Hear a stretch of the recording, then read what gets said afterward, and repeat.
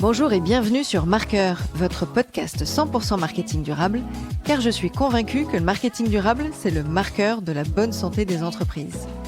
Le marketing, c'est le cœur de l'entreprise avec la proposition de valeur, des produits ou services.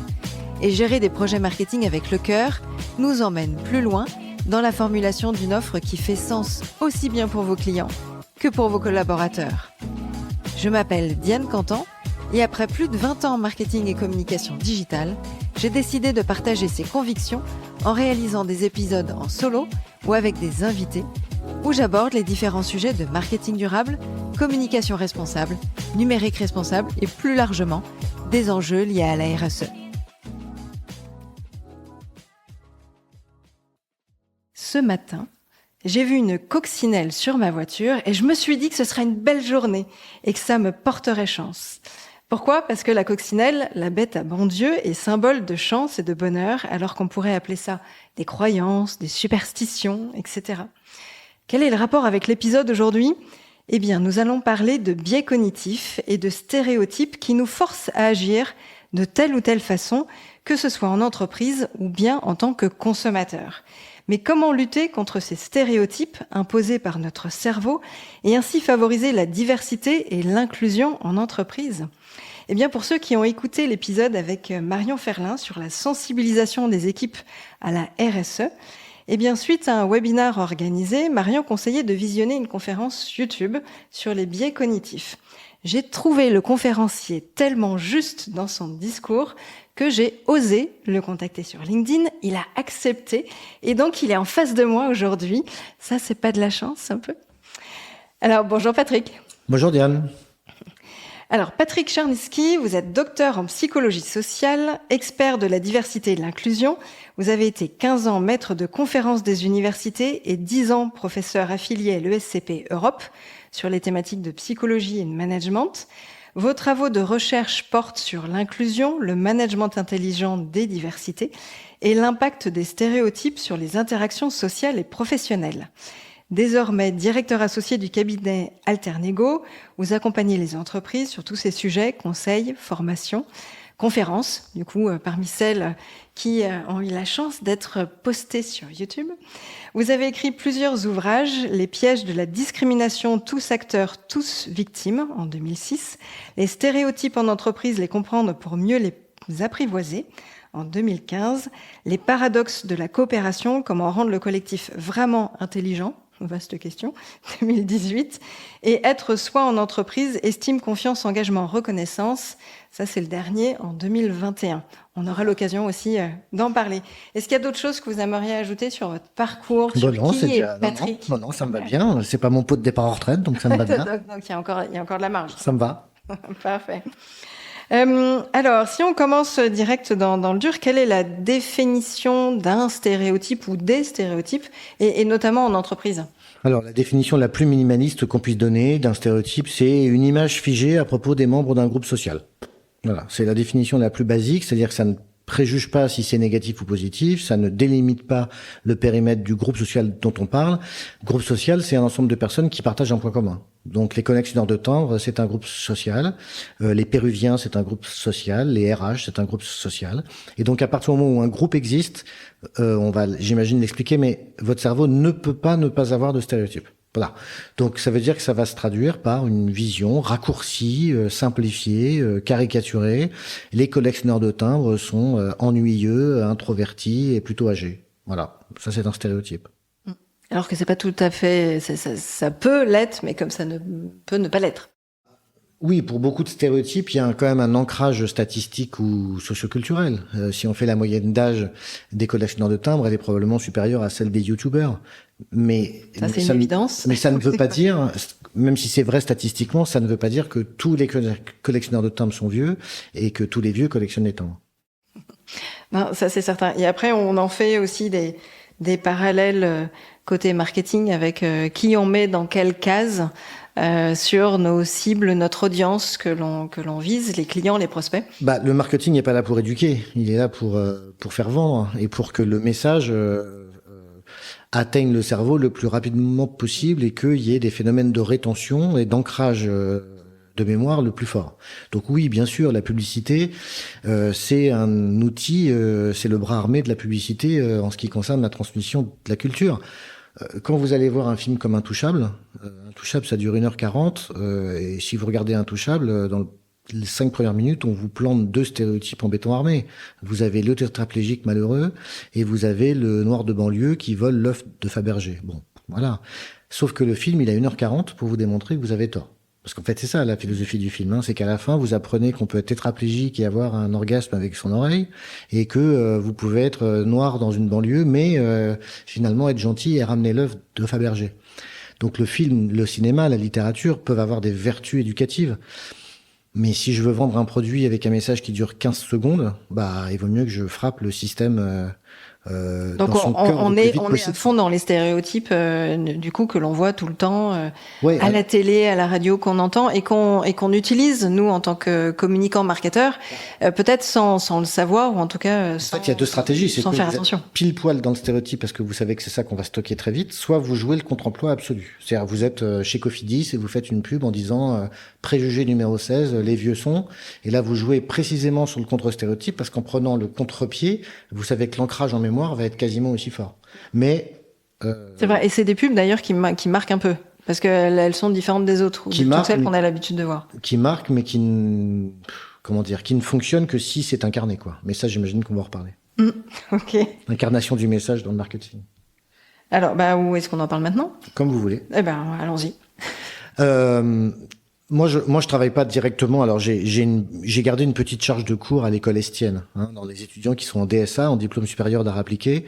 Ils ont un mémoire de fin d'année de communication à faire autour d'un produit ou autour d'un projet. Donc, on leur apprend à faire de la communication inclusive. C'est-à-dire à faire en sorte que quand je vends un produit, aujourd'hui, l'enjeu que je trouve passionnant, c'est comment je réussis cet équilibre entre dire ce produit, c'est le must-have, qui que vous soyez, vous devez l'acheter, mais dans le même temps, faire croire à chacun qu'il est le seul à l'acheter. En fait, c'est ça l'équation du marketing inclusif. Voilà. C'est ce que Renault a réussi avec la Twingo en 92, c'est ce que on a réussi avec l'iPhone, c'est-à-dire que tout le monde a le même téléphone, mais chacun est persuadé d'être le seul à en avoir un parce qu'il a tout personnalisé. Voilà. Donc pour que ça marche, ça c'est plutôt l'aspect marketing. Moi, quand je parle de messages incarnés, mes clients c'est plutôt des entreprises et c'est plutôt de dire ok, vous voulez faire bouger les lignes, envoyer des messages inclusifs et dire que vous êtes une entreprise inclusive, quel que soit ce que vous dites. Ça n'a aucune importance. Ce qui compte, c'est que vous fassiez ce que vous dites. Voilà, c'est tout. Oui, c'est toute une question à chaque fois d'action et de preuve avant de pouvoir le communiquer. Ça sert à rien de communiquer si c'est faux en interne. Oui, c'est un sujet qui est tellement polémique et qui est tellement traversé par des convictions personnelles, par l'histoire de vie, la religion, la culture, l'âge, que si vous n'apportez pas des preuves, vous êtes dans du déclaratif, vous êtes dans de l'intention, et on fait pas confiance sur de l'intention, on fait confiance sur des preuves. Si vous dites les femmes ont autant de valeur que les hommes en entreprise, mais que dans le même temps tout le monde sait qu'elles sont payées 15% de moins, votre message c'est de la flûte à bec. Voilà. Et c'est contre-productif. Et là, il y a encore du boulot.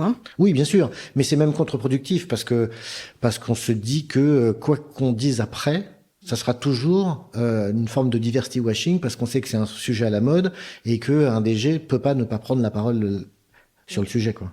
Alors, il y a l'index égalité homme-femme pour toutes les entreprises qui sont de plus de 50 collaborateurs qui est obligatoire et qui permet justement peut-être de faire prendre conscience à certains dirigeants ou certains managers qu'il y a des choses à faire bouger. Donc ça progresse un peu ou pas? Alors ça progresse, mais cet index, il a eu uniquement la vertu d'obliger en quelque sorte les entreprises à faire le point. Parce qu'en réalité, son score, il a été calibré de sorte que tout le monde est premier de l'Atlas. Enfin, je veux dire, vous êtes sur un indice à 100, mais en réalité, la moyenne, elle est à presque 88 sur 100. Vous êtes pénalisé si vous êtes en dessous de 75. Donc, il vous arrive rien si vous êtes entre 75 et 88, et la moyenne, c'est 88, et j'ai des clients qui sont à 100 sur 100. Ce qui n'a pas de sens. Aucune entreprise au monde ne peut être à 100 sur 100 là-dessus. Personne ne peut prétendre être sur une équité absolue et parfaite entre les femmes et les hommes. J'ai un client, il est pas loin, 99 sur 100. Oui, mais pour moi, ça n'a pas de sens. Il aurait fallu calibrer cet index. Enfin, c'est pas compliqué, Vous mettez 2 statisticiens dans une salle pendant 1 heure et ils savent vous dire quel calibrage il faut faire pour qu'on ait une médiane qui correspond à la majorité des boîtes. Et on serait peut-être pas arrivé à une moyenne à 88, mais une moyenne à 75 et pénalisé à 60. Ce qui est pas la même chose, d'accord? Néanmoins, cet indicateur, au-delà de son calibrage, il a une vertu considérable, c'est que beaucoup de mes clients se sont mis à faire des calculs parce qu'ils étaient obligés de le faire à cause de cet indice et ont découvert des choses qu'ils ne suspectaient pas grâce simplement à la démarche. Et même si leur score était bon, au moins, ils ont fait une photographie et ils ont déclenché des actions. Donc il y a eu quand même une vertu très positive. Heureusement. Mais oui. Et alors, est-ce qu'il y a d'autres stéréotypes ou quels sont les stéréotypes qui amènent cette discrimination ou ces discriminations en entreprise? Alors d'abord, il faut bien comprendre que si un stéréotype ne mène pas toujours de la discrimination, heureusement, il peut pas y avoir de discrimination sans stéréotype. Donc c'est ça qui devient intéressant, c'est que pour lutter contre les discriminations d'entreprise, il y a 2 leviers, soit je sanctionne, soit je préviens. Bon, donc je peux sanctionner et il faut sanctionner les actes de discrimination, y compris quand il s'agit d'actes entre guillemets ordinaires, le sexisme ordinaire, le racisme ordinaire ou l'agisme ordinaire. Mais l'autre façon de travailler, c'est de travailler à la source. Et de dire, si je veux pas de discrimination, il faut couper la source à l'origine. Et couper la source à l'origine, c'est lutter contre l'usage abusif des stéréotypes. Donc ça c'est important parce que c'est un peu le virage que les entreprises ont pris il y a quelques années, c'est-à-dire qu'on a commencé par nettoyer les process RH, c'est-à-dire comment on recrute, comment on promeut, comment on fait toutes sortes de mesures. Et puis là, les boîtes se sont dit, en fait, on a fait plein de choses, mais ça progresse pas autant qu'on aurait imaginé. Oui, parce qu'en fait, vous n'avez pas travaillé la source. Vous continuez à laisser se déverser des stéréotypes qui, de façon implicite, dans les blagues à la machine à café, dans la façon dont on lit un CV, continuent à irriguer les pratiques au quotidien. Voilà. Donc, il faut travailler l'origine et à partir du moment où vous travaillez l'origine, c'est-à-dire vous travaillez sur la mécanique cognitive qui est en amont de l'expression des stéréotypes, l'énorme intérêt, c'est que vous travaillez sur tous les stéréotypes à la fois. Donc c'est ça la richesse de ce thème, c'est que ça vous permet de travailler sur l'image que j'ai de tous les groupes en même temps, puisqu'en fait, on va pas travailler le contenu, on va travailler l'application du stéréotype dans une situation donnée. Parce qu'en entreprise, pour répondre à votre question après cette longue parabole, les stéréotypes concernent tous les groupes sociaux. Et on peut identifier 2 grandes familles. Il y a la famille des groupes socio-démographiques, le genre, l'âge, le handicap, l'origine ethnique, la couleur de la peau, l'orientation sexuelle, etc. Et puis l'autre partie qui sont les stéréotypes dits professionnels et qui sont au moins aussi impactants que les autres. Les RH, les juristes, les statisticiens, les dirigeants, les secrétaires. Et en fait, il n'y a pas un seul métier dans notre cerveau qui échappe à nos stéréotypes. Et de façon hyper intéressante, quand nous on fait des baromètres où on demande aux salariés de façon très ouverte quels sont selon vous les groupes les plus souvent victimes de stéréotypes dans l'entreprise, ils ont tendance à évoquer d'abord les groupes professionnels, c'est dire à quel point ils sont impactants et à quel point ils peuvent ronger la qualité des relations entre collègues. Et c'est souvent l'informatique en tout cas dans des structures qui sont plus importantes, c'est souvent l'informatique qui est pointée du doigt parce que il y a le matériel qui fonctionne pas ou des choses comme ça. Alors franchement, tout le monde prend cher. Pas sur le même thème, mais tous les métiers support prennent cher de la part des opérationnels. Les RH servent à rien. Moi, j'aime bien ce que j'ai entendu il y a pas longtemps. Les RH dépensent l'argent que moi je gagne. Non. Donc tous les métiers support, le market, la com, tous ces gens-là. On l'a toujours entre le marketing et le commerce. Pour ceux qui sont sur le terrain, le marketing, ils inventent des trucs qui servent à rien. Voilà. Et en même temps, pour nous marketeurs, du coup, ils appliquent pas ce qu'on Voilà, mais tous les métiers support prennent cher en mode vous servez pas à grand-chose, pour faire simple. Et de l'autre côté, et on goûte. De l'autre côté, les opérationnels prennent aussi cher de la part des autres, en mode vous êtes des tueurs, il y a que le chiffre qui vous intéresse, vous êtes inhumain, vous pilotez que par les chiffres, etc., etc. Bon, voilà. De toute façon, la mécanique à l'origine, c'est une mécanique de défense de soi, en fait. C'est je rejette ce qui n'est pas moi parce que du coup, ça revalorise ce qui est moi. Et quand je me lève le matin, j'ai besoin de passer une bonne journée et me persuader que j'appartiens au groupe qui est le meilleur. Ça me fait passer une meilleure journée que le sentiment d'être dans un groupe de losers. Donc la mécanique à l'origine, elle est même pas c'est une histoire de voir toujours le verre à moitié plein ou vide, d'être optimiste naturellement, ça aide ou rien? Alors, c'est même pas trop ça, c'est vraiment une question de bien-être. C'est-à-dire que si vous acceptez l'idée, si on prend une définition purement psychiatrique, que le fait d'être normal, c'est de faire en sorte d'aller bien, basiquement. Si vous choisissez vos vêtements le matin en vous disant qu'est-ce que je pourrais mettre pour être très inconfortable et être bien moche, vous allez pas bien. Vous voyez ce que je veux dire? Bon. Donc, si on admet d'un point de vue minimaliste que le bien-être, c'est faire des choses pour aller bien, une façon d'aller bien, c'est d'avoir une image de soi à minima satisfaisante.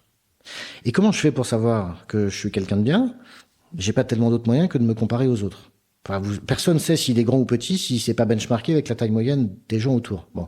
Donc, ça veut dire que là, on commence à engager un truc de comparaison. Et la comparaison, elle peut se faire à travers les groupes. Nous, les Français, on bouffe mieux que eux, les Anglais. Et donc, une façon d'aller bien, c'est de penser que... C'est quand même vrai, ça aussi.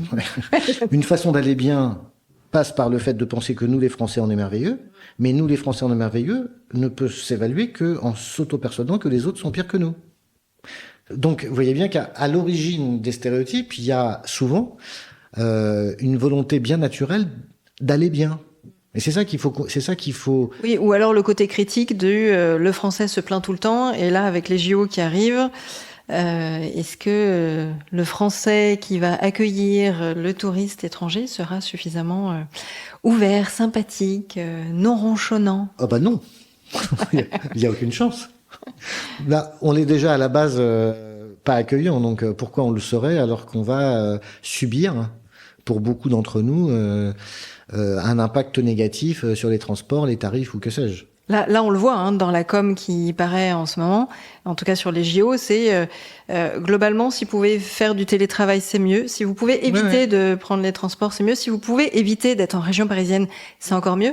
On habite là. Il y a une anticipation de désagrément. Donc exactement, alors qu'on pourrait le tourner d'une façon plus positive. Donc absolument. là, c'est un peu moins bien. Bon, on dévie un peu. Et alors, tous les stéréotypes, on parle un peu de ce côté bien-être et autres, mais c'est aussi très lié au fonctionnement de notre cerveau. Et du coup, là-dessus, parce que moi, j'ai écouté du coup cette partie-là dans la conférence, mais j'aimerais bien en faire profiter les auditeurs. Ouais. Comment fonctionne notre cerveau sur ces deux systèmes En fait, vous avez raison. C'est-à-dire qu'il y a un emboîtement de deux besoins. Et le besoin affectif, on vient d'en parler. J'ai besoin d'aller bien. Et puis, il y a un autre besoin qui est très cognitif, qui est un besoin de simplicité. Voilà. Notre cerveau, il est à la fois merveilleux et à la fois a des compétences très, très limitées. C'est-à-dire qu'il peut pas, à un instant T, traiter la réalité dans son exhaustivité et sa complexité. Donc, il est obligé de simplifier. Donc, il a effectivement deux modalités de fonctionnement. Donc, c'est une théorie éprouvée par un chercheur qui s'appelle Daniel Kahneman, qui est mort d'ailleurs la semaine dernière.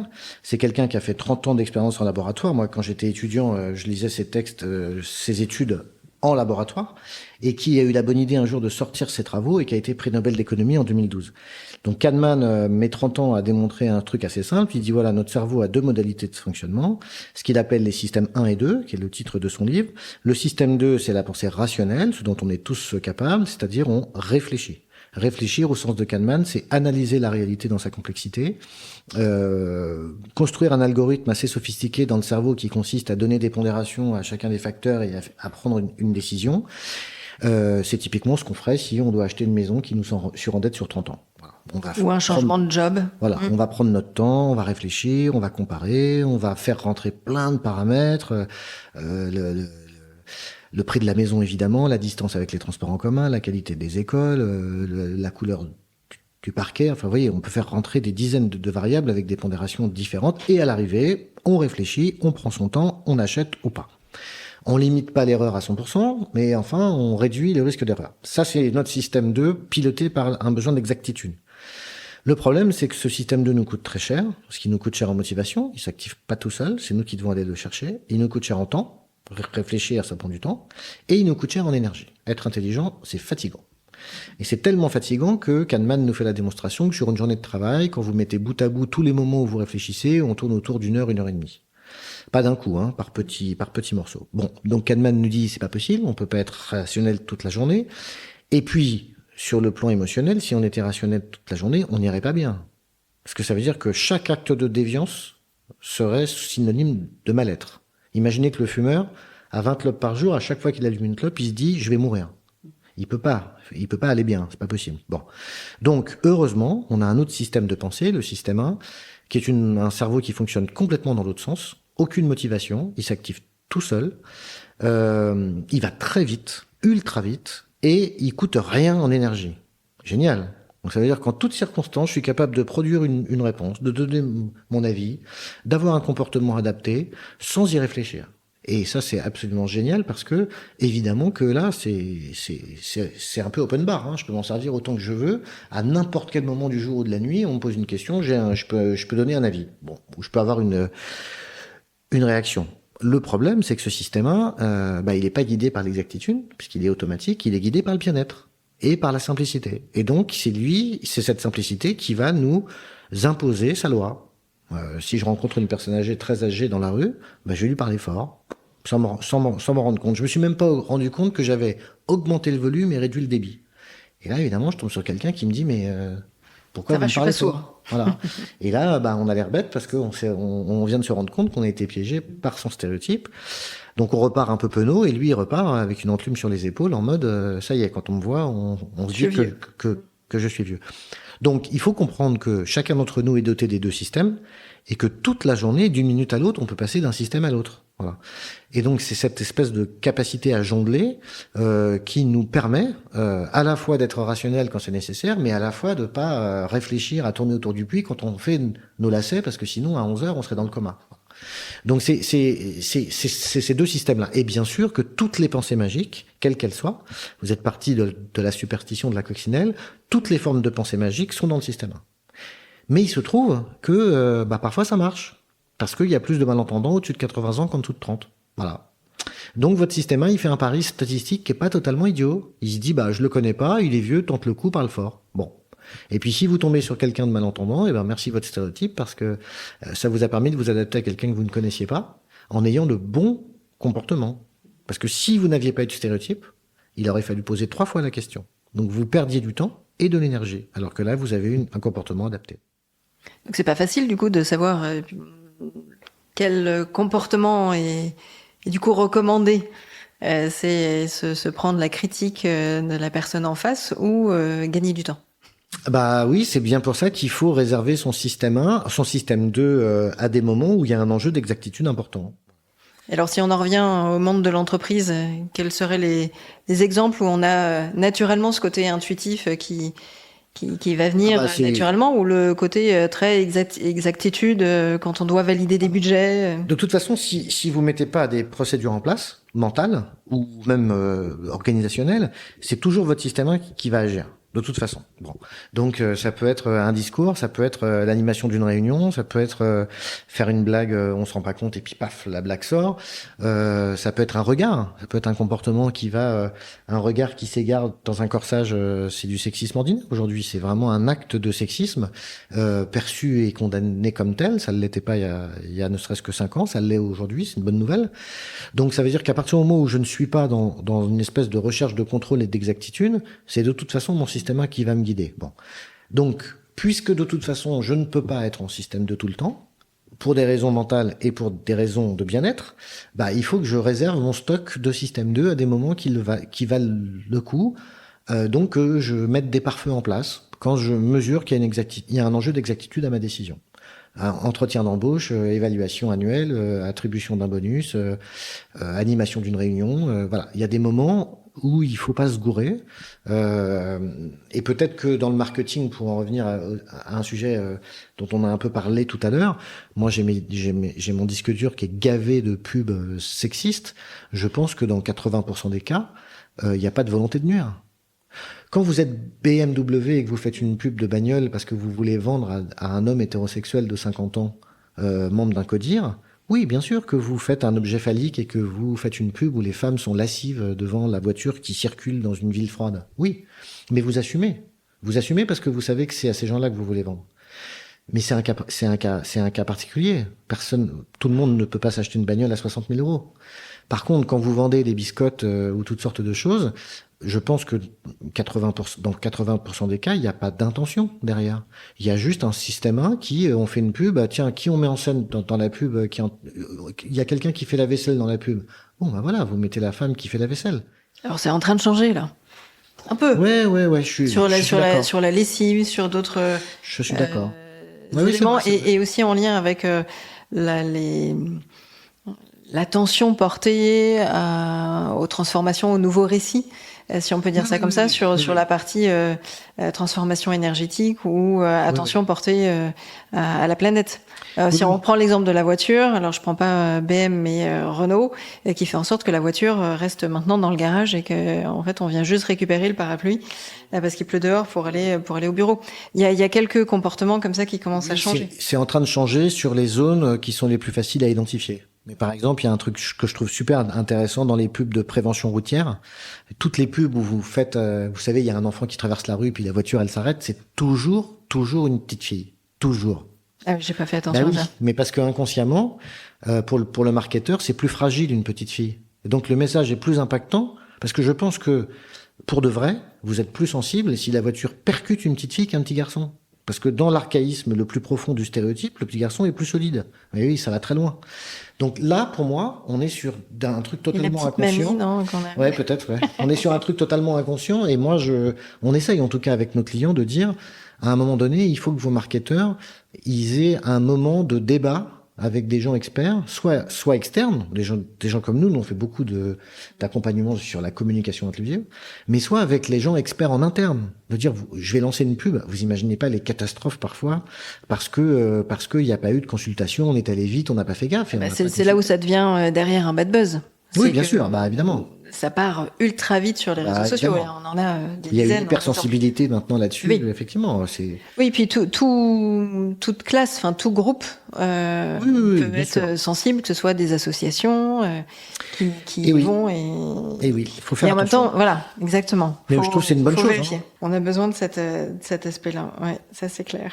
Et alors, justement, on parlait un peu tout à l'heure, de montrer par les faits, d'être dans un axe de preuve quand on est en interne et qu'on communique, ne serait-ce que déjà sur ses valeurs. Enfin, si on intègre ces notions de diversité où on dit chez nous, on est attentif à la diversité lors du recrutement, par exemple.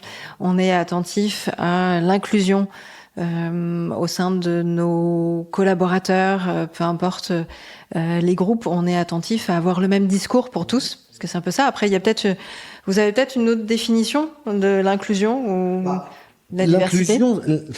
La diversité, c'est une photographie statique du degré de différence entre les membres d'un système. Voilà. C'est-à-dire que c'est en gros, je prends mes salariés et je mesure le degré d'écart entre eux, de différence entre eux, et ça, je vais appeler ça la diversité. Donc en lien avec le critère socio-démographique. Oui, après, il y a ce qu'on appelle la diversité cognitive, mais pas grand monde s'y intéresse encore pour l'instant. Un petit peu, mais pas trop. Donc, en gros, c'est pas compliqué. Il y a 4 critères qu'on a le droit de compter dans un SIRH. L'âge, le genre, le handicap et la nationalité. Voilà. Toutes les autres critères de diversité sont soit invisibles, soit non comptabilisables légalement. L'inclusion, c'est l'étape d'après. C'est-à-dire, qu'est-ce que je fais de dynamique avec cette matière? Voilà, j'ai de la matière, j'ai des gens qui sont différents, j'ai plein d'âges différents, j'ai un équilibre homme-femme, ok, super, j'ai mon taux de personnes en situation de handicap. Comment je crée les conditions pour que ces diversités fabriquent quelque chose qui est plus que la somme de leurs talents individuels? C'est ce qu'on appelle l'intelligence collective. Bon, et ça se manage, ça se pilote. Et pour que ça se pilote, il faut enclencher tous les acteurs, il faut enclencher des actions qui soient très consonantes entre les différents acteurs et qui soient alignées sur les valeurs. Donc il faut que ce soit incarné. Voilà. Sinon ça fonctionne pas parce que vous êtes sur un sujet qui est polémique et ça ne fonctionne pas. C'est quoi derrière? C'est aussi de mettre en exergue des communications, que ce soit vidéo, affiches, kakémono, qui mettent en avant ces éléments-là avec des preuves qui fassent parler ou prendre la parole de certains collaborateurs. Mais est-ce que, à l'inverse, on va pas devenir trop inclusif et donner la parole à trop de petits groupes En fait, on n'est jamais trop inclusif. On peut basculer de l'autre côté, éventuellement. On peut faire de la discrimination à l'envers et faire une espèce de Benetton version 2024, c'est-à-dire en faire plus que nécessaire pour arriver à cet équilibre. Alors, moi j'ai 2 réponses là-dessus. La première est de vous dire je préfère cet Excel-là que l'inverse. Je préfère qu'on aille un peu dans la caricature, de mettre un peu toutes les couleurs sur une affiche, plutôt que d'avoir que de l'homme blanc hétérosexuel. Même si c'est caricatural, je préfère quand même ça, et ça envoie un autre message. La deuxième réponse, encore une fois, c'est oui, ça n'a de sens, et ça n'est perçu positivement que si c'est pas de la flûte. Mais si vous avez un discours, une communication qui met en avant ça, alors que tout le monde sait que y a du harcèlement et il y a une inéquité de traitement et que dans le codir il n'y a pas une femme, bah vous pouvez faire toutes les coms que vous voulez, ça marchera pas, ça ne fonctionnera pas. Et aujourd'hui, on a affaire à des jeunes gens, pas que, mais en tout cas, si on prend ceux qui cherchent du travail, notamment sur les diplômés, toutes les études montrent que ça devient un sujet très important d'attractivité des talents. Donc, si je fais de la com uniquement, ça ne fonctionne pas. On est d'accord. Et alors, quand on entend ça, forcément, je me dis en tant que manager ou en tant que dirigeante de boîte, quels pourraient être les conseils ? Tout à l'heure, il faut faire en sorte que tout le monde prenne conscience de ces stéréotypes, peu importe dans quel groupe, peu importe dans quel département ou service de l'entreprise. Du coup, quels sont les points, les axes, comment on peut faire changer les lignes ? Alors, il y a deux façons de travailler sur les stéréotypes. Il y a le long terme, et ça c'est de l'évolution sociétale, et c'est comment la société, sur le long terme, peut changer le contenu des stéréotypes. D'accord ? Entre La Cage aux folles et Brokeback Mountain, il y a 40 ans, et on voit ce qui s'est passé en 40 ans sur l'image de l'homosexualité au cinéma. Et on voit bien que ça va avec le mariage pour tous, que ça va d'abord avec le Pacs, que ça va avec des stars qui ont fait leur coming out et qui ont banalisé totalement le sujet. Mais combien d'années il faut pour changer un stéréotype, d'accord ? On fonctionne en décennies. L'autre façon d'agir, et ça faut le faire malgré tout, d'accord ? Et l'entreprise est un système dans un écosystème plus large. Si la société devient moins homophobe, l'entreprise elle l'est moins aussi. Bien. Ça c'est le long terme. Mais on peut pas travailler que sur le long terme, et à un moment donné, mon métier, je me définis comme un accélérateur de particules, en fait. Moi, mon métier est de me dire, OK, le sens de l'histoire, c'est ça. Comment je peux accompagner les boîtes pour que ça aille un peu plus vite localement? Et là, on fonctionne sur le court terme. Et sur le court terme, il faut pas travailler sur le contenu des stéréotypes, il faut travailler sur leur utilisation. C'est-à-dire qu'il faut pas dire aux gens, vous êtes des méchants si vous pensez que les femmes manquent de charisme. Il faut leur dire, la société a mis dans votre cerveau que les femmes manquent de charisme et vous y êtes pour rien. En revanche, on dédramatise comme ça. On dédramatise, mais surtout, on ne culpabilise pas sur le fait qu'on a des stéréotypes. D'accord ? Et moi, je dis même aux gens en formation, j'étais encore ce matin, je leur ai dit, non seulement vous n'êtes pas coupables, mais vous êtes des victimes. Parce qu'aujourd'hui, on mesure des biais de genre dans le cerveau d'enfants de 10 mois. D'accord ? Bon. Donc, vous êtes des victimes de ce que la société a mis dans votre cerveau. Bien. Donc, au lieu de les culpabiliser, parce que la culpabilité, ça pousse au déni. Si vous dites à quelqu'un t'es raciste, il dit bah non, mon meilleur ami est noir, tu peux pas me dire ça. Bon. Donc ça veut dire que la culpabilisation pousse au déni. Donc faut pas faire ça. Il faut déculpabiliser, dire ok, vous avez un cerveau automatique qui est persuadé que passé 50 ans, on n'est plus quelqu'un de digital et qu'il faut pas recruter les quinquas. Bon, c'est comme ça. La société vous dit ça jour-nuit. Ou l'agisme avec les femmes. Exactement. À partir de. Oui, la double ans, peine des femmes, voilà, absolument. Donc, on va pas travailler sur le contenu, on va travailler sur l'usage. Donc, vous allez faire l'inverse. Vous allez identifier vos stéréotypes. Entre vous et vous, dans votre bagnole, vous allez vous dire, voilà les gens que j'aime pas. Je suis pas très fier de moi, hein, mais eux, je les aime pas, vraiment. D'accord ? Et une fois que vous avez fait ce boulot d'identification, il y a des tests qui permettent de vous aider à le faire, et puis vous avez des amis, il y a des gens qui peuvent vous aider aussi à identifier vos zones de risque. Vous allez mettre des pare-feux en place dans une situation donnée. Ça va pas changer ce que vous pensez des Allemands, mais ça va vous aider, si vous avez un Allemand en entretien d'embauche pour un poste de DIRCOM, de ne pas utiliser un stéréotype pour vous dire « oulala, c'est un Allemand, c'est mal barré ». Et là, la psychosociale a produit depuis 50 ans un savoir expérimental, éprouvé, qui a identifié des zones de risque. Donc on sait par exemple que la fatigue est une zone de risque. On le sait intuitivement, mais on a démontré que plus on est fatigué, plus on fait des erreurs. La charge mentale est une zone de risque. La démotivation au travail est une zone de risque. Les émotions sont les ennemis de la rationalité. Donc moi, je travaille pas sur le contenu des stéréotypes. Si quelqu'un en formation me dit, mais attendez, quand même, dans ce pays, ils sont comme ça, je dis, très bien. De toute façon, c'est pas parce que je vous dis le contraire que je vais vous convaincre, d'accord? Mais peut-être qu'il faut vous poser la question autrement. Est-ce que tous les Suédois sont blonds? Non, mais quand même, il y a plus de blonds en Suède qu'au Portugal. Oui. Mais est-ce que tous les Suédois sont blonds? Non. Bon. Donc ça veut dire que, oui, vous posez le sujet autrement. Bien sûr que majoritairement les Suédois sont blonds, mais on s'en fout. On s'en fout en vrai. Si vous me dites les Chinois sont introvertis, je veux dire ok, très bien. Ils sont plus introvertis qu'en Argentine, oui. Je peux passer un test de personnalité, oui. Mais vous recrutez quelqu'un. Est-ce que vous allez avoir 1,4 milliard de gens dans votre bureau? Et en fait, on se pose jamais la question, mais ça nous arrive jamais d'évaluer la totalité des membres d'un groupe. Jamais on vous demande ça. De façon opérationnelle, je veux dire. Vous n'avez jamais à faire ça. Vous devez évaluer une personne, un groupe de 3, de 6, bon. Mais c'est tout. Mais ça n'est jamais la totalité des membres d'un groupe. Donc, moi, quand je recrute, ce qui m'intéresse, c'est est-ce que lui est introverti ou pas? Et même s'il y a plus d'introvertis chez les Chinois que chez les Argentins, on s'en fout en vrai. Parce que c'est cette personne-là qui m'intéresse. Donc moi, mon axe de travail avec les entreprises, ou en tout cas avec les gens que je forme, que ce soit des recruteurs, des managers, des gestionnaires de carrière ou des communicants, c'est pas du tout de leur démontrer que leur stéréotype est faux. C'est de leur dire, votre stéréotype n'est pas opérationnel sur tout le monde. Parce que personne ne peut être identique au sein d'un groupe. Ça n'existe pas en vrai. Alors moi, ce que je faisais en recrutement, au-delà de la partie compétences, c'était plutôt de me dire, la personne que j'ai en face, peu importe d'où elle venait ou son âge ou autre, c'était est-ce que j'arrive à me projeter avec elle en réunion dans l'open space?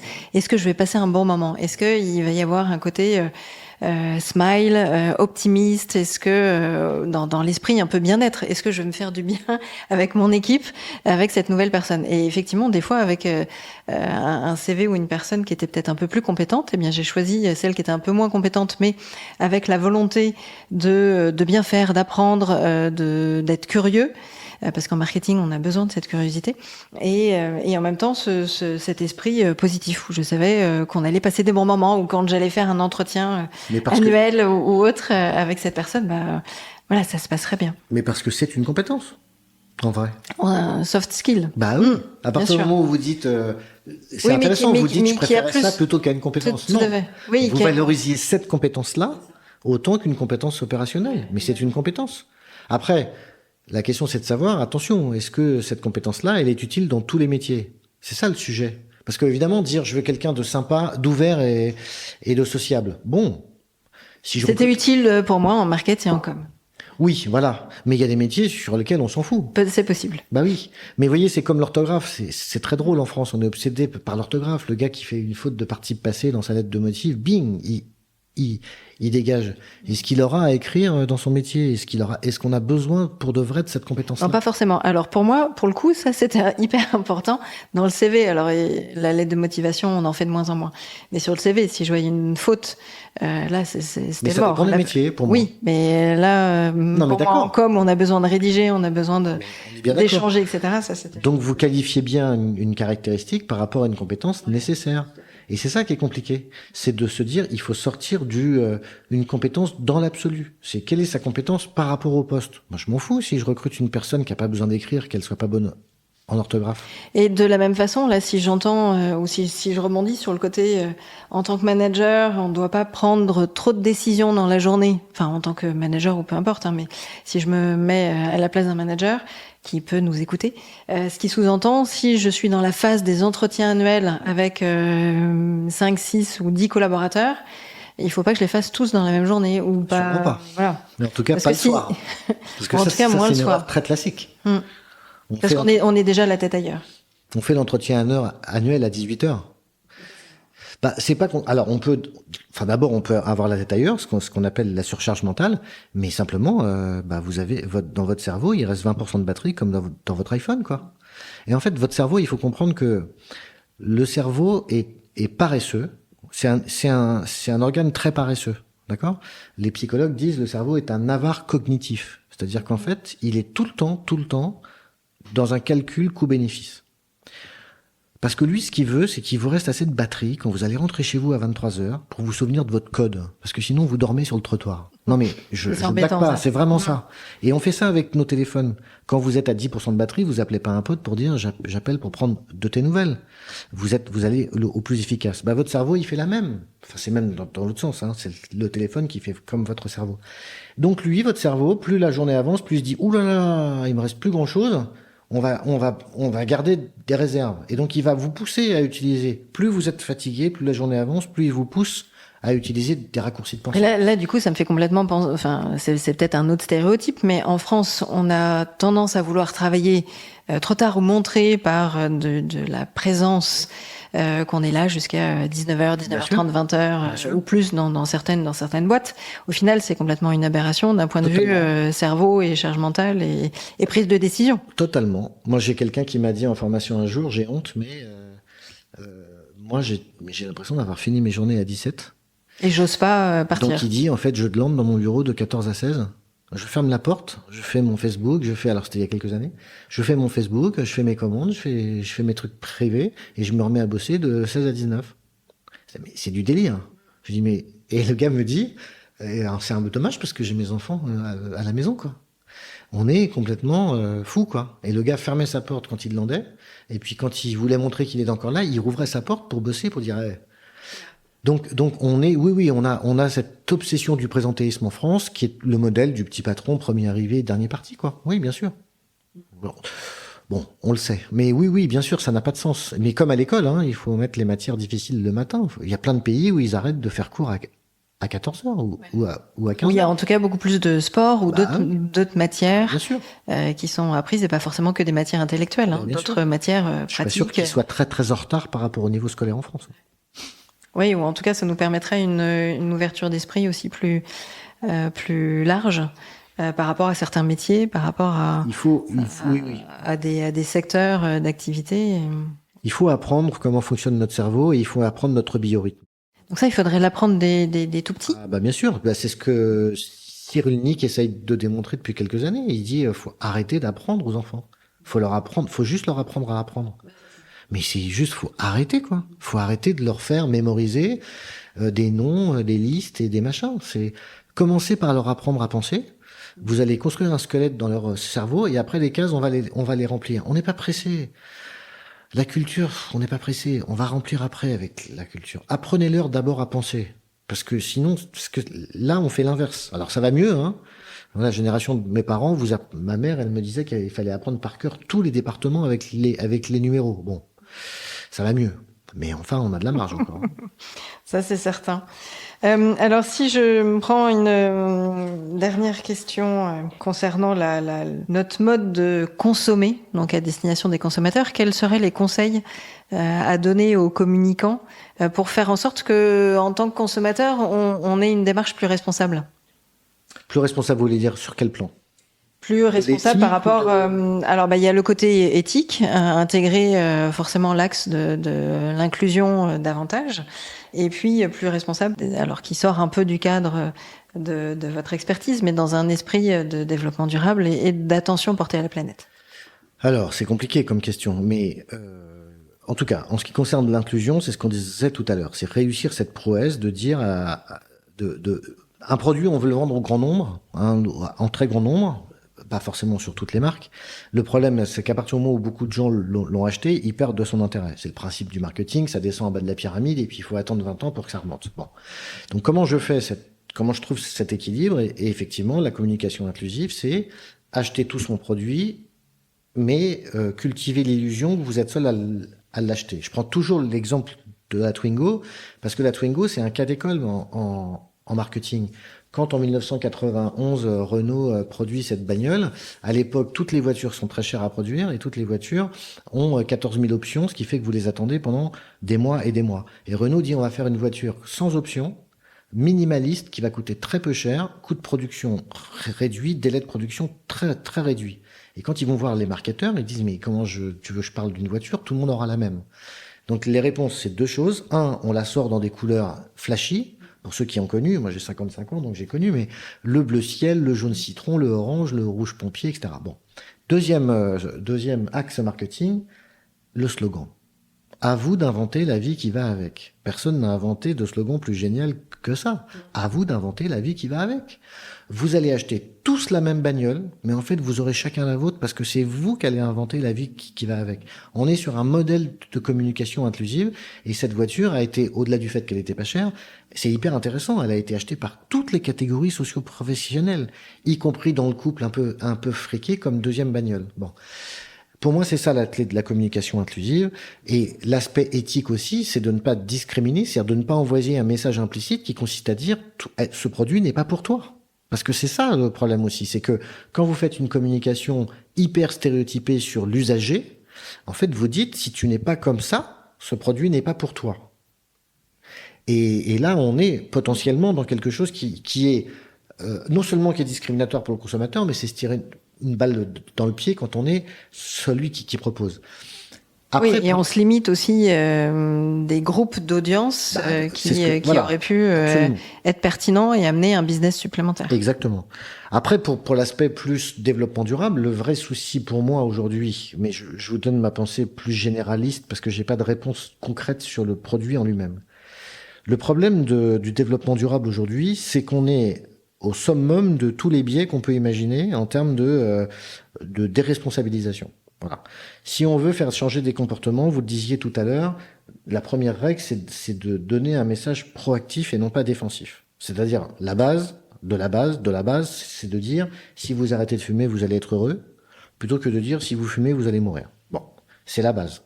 Ensuite, il faut qu'il y ait le sentiment d'un impact. Une conséquence positive de l'acte. Donc je vais dire, vous allez retrouver du souffle, etc. Au même titre que un budget supplémentaire pour des vacances. Voilà. En Suède, ils ont une idée, une simplicité, mais génialissime. C'est-à-dire que quand vous faites un don de sang, à chaque fois que votre sang est utilisé, vous recevez un texto. C'est-à-dire que vous recevez un texto. Ah oui, carrément. Hier, votre sang a été utilisé pour monsieur. Alors on met pas le nom, pour un monsieur dans le cadre d'une maladie qui est X. Mais le gars, vous imaginez l'impact. C'est-à-dire que oui, ça donne du sens, là, mais à puissance. Et du coup, j'y retourne. X. Plutôt que de donner mon sang. Alors, je le fais, mais je me dis, après, je sais pas ce que ça va donner. Donc, il faut qu'il y ait la perception d'un impact. C'est ce que les psychologues appelaient l'unicité de l'acte. Un acte est unique quand je fais un lien très fort entre l'acte et la conséquence de l'acte. Si je vous mets une gifle maintenant, vous allez sentir une unicité forte. D'accord ? Par contre, si je fais un plan social en souterrain et que je choisis qui est licencié, je peux rentrer chez moi, je suis un peu déresponsabilisé parce que la personne, je la connais pas et je n'aurai jamais de ses nouvelles et l'entreprise va faire en sorte qu'on soit jamais en contact. C'est juste une ligne voilà. Donc là, il n'est pas unique. Okay, quel est le problème avec le développement durable aujourd'hui? C'est qu'on demande aux gens de faire des gestes individuels pour un impact qui est divisé par 8 milliards. On vous dit, voilà, vous faites un truc, là, aujourd'hui, vous allez trier vos piles, mais vous êtes 8 milliardième responsable de ce qui va se passer à l'échelle de la planète. Premier biais. Le deuxième biais, c'est le temps. C'est-à-dire qu'on vous dit, si vous changez votre comportement, il y aura un impact dans 100 ans. Je caricature. Ou plus près. Ouais. Ou moins, mais en tout cas, c'est pas là demain. D'accord? Et alors, le troisième biais, le pire, c'est que maintenant, on peut même plus dire aux gens, si vous changez de comportement, vous avez sauvé la planète. Maintenant, on est obligé de leur dire, changez votre comportement, elle va mourir moins vite. Ouais, ça sera moins pire. Vous imaginez le nombre de filtres qu'il peut y avoir entre mon acte et la conséquence de mon acte. Derrière, faut être vraiment super motivé pour avoir envie de bouger les choses. Ah bah oui, et puis oui, c'est ça. C'est-à-dire qu'il faut pas espérer un retour sur investissement. Quoi. Ou le côté cerveau du système 1 va dire, ça me procure pas de bien-être, donc je ne fais rien. Alors il y a évidemment ça, mais c'est surtout que personne ne sera reconnaissant de votre effort individuel, puisque votre effort individuel est dilué. Déjà qu'on va pas voter à une élection municipale dans une ville de 30 000 habitants parce qu'on se dit, de toute façon, c'est pas moi. Même si je n'ai pas d'autres iront. Imaginez sur 8 milliards. Bon.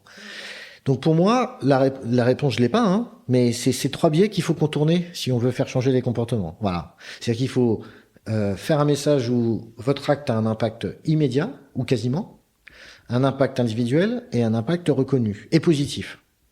Eh ben, bon courage. Ben on va bosser là-dessus, ou les communicants, marketeurs qui nous écoutent vont bosser là-dessus et réfléchir à leur business model et de savoir comment les produits, les services qu'ils proposent peuvent agir sur ces biais-là.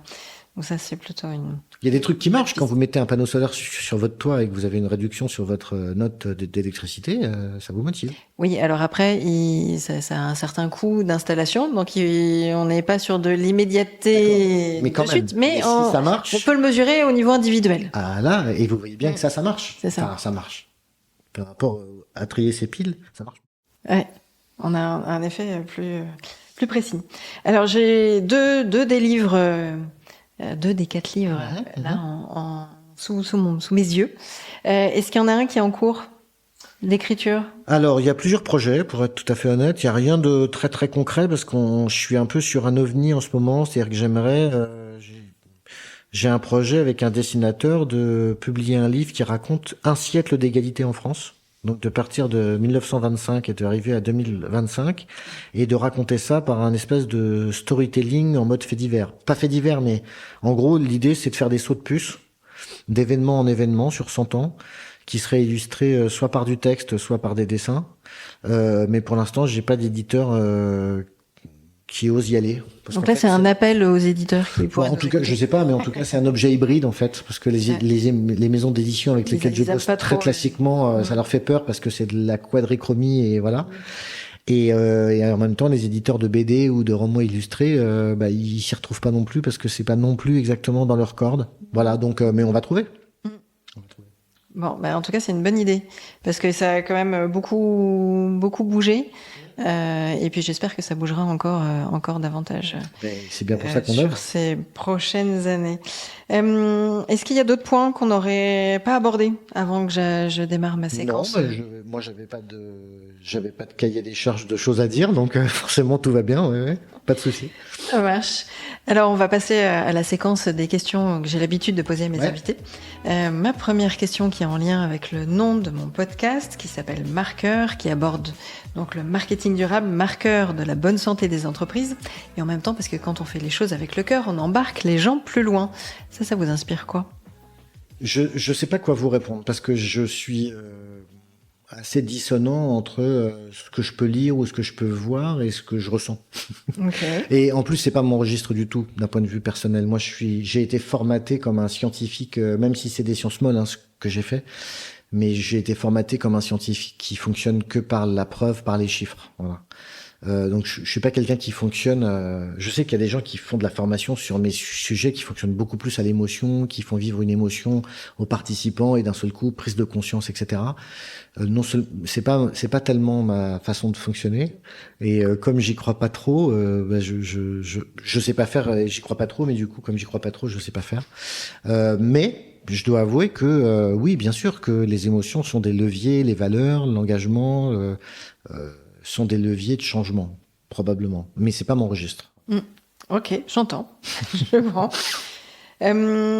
À tout hasard, est-ce qu'il y aurait vous n'êtes pas obligé de répondre, est-ce qu'il y aurait un éco-geste pro que vous faites là au sein d'Alternego, vous aimeriez partager? L'éco-geste pro, peut-être que je fais le plus, c'est de mieux réfléchir au déplacement. Mais en même temps, le Covid nous a aussi confrontés à ça et nous a quasiment obligés à le faire. Mais bon, c'est pas bien. Il y a 10 ans, je travaillais avec une très grande entreprise européenne à Toulouse et j'allais quasiment toutes les semaines en avion à Toulouse. Bon, c'est évidemment un truc qu'on ferait plus et je pense que je le ferais plus quand bien même le client le demanderait. Là, j'ai un client qui m'a demandé un rendez-vous avec son DG pour caler un programme dans une ville assez loin de Paris. Il me mettait vraiment la pression parce que vous comprenez, c'est le DG, donc faut se déplacer. J'ai réussi à le convaincre. Je dis non, ça n'a pas de sens. Je vais passer une demi-heure avec lui. Je vais pas faire 6 heures de train. Bon, c'est en train, donc c'est pas le truc le plus polluant, mais malgré tout. Mais c'est du temps. Voilà, donc c'est du temps et puis malgré tout, enfin c'est quand même de l'énergie dépensée quelle qu'elle soit, parce qu'il faut prendre un taxi à un moment donné, parce que voilà, bon. Donc voilà, peut-être que je suis pas un modèle du genre, pour être tout à fait honnête, mais oui, on fait beaucoup plus attention aux déplacements. Ok. Ok, déjà une grosse partie des points d'action sur lesquels il faut être sensible. Et alors, quel serait l'invité que je pourrais convier à un futur épisode ? Sur quel sujet? Alors, évidemment, moi, mes sujets tournent autour du marketing, de la communication, du numérique, plus responsable, plus largement de la RSE. Et du coup, dans la RSE, on a multiples thématiques. C'est une bonne question. J'ai pas vraiment réfléchi à qui est-ce qui aujourd'hui que je trouve inspirant sur tous ces sujets. Je sais pas, je vous dirai. Ok. Ça. Non, j'ai pas d'idée qui me vient maintenant là sur ces sujets. Non, j'ai rien qui me vient spontanément, donc je vais pas aller chercher une personne simplement parce que je me rappelle de son nom. Pas de souci. Super. En tout cas, merci beaucoup pour nos échanges. J'espère que les auditeurs auront apprécié et prendront davantage conscience maintenant de leur cerveau qui peut leur faire des tours sur cette partie de stéréotypes, que ce soit en entreprise ou quand on prépare en tant que marketeur communicant des communications auprès des consommateurs, que ce soit B2B ou B2C, des clients, et de réfléchir à 2 fois ou 3 fois ou 6 fois, je ne sais pas. Un peu comme quand on disait avant, il faut tourner sa langue 7 fois avant de parler. Ben là, peut-être aussi de réfléchir avant d'évoquer quelque chose pour s'assurer qu'on ne soit pas discriminant. Merci beaucoup, Patrick. Merci à vous pour ce temps. À très bientôt. Au revoir. Merci d'avoir écouté jusqu'au bout cet épisode. J'espère que mon invité ou mes invités vous ont inspiré et donné envie de passer à l'action. Alors n'hésitez pas à mettre 5 étoiles sur votre plateforme d'écoute favorite. Vous pouvez évidemment me laisser un message sur LinkedIn ou Instagram en m'indiquant les sujets que vous aimeriez que j'aborde et les invités que vous aimeriez entendre. J'ai besoin de vos likes et abonnements pour faire connaître mon podcast. Alors n'hésitez pas à en parler autour de vous et à partager sur les réseaux sociaux. Allez, je vous dis à très vite. Ciao.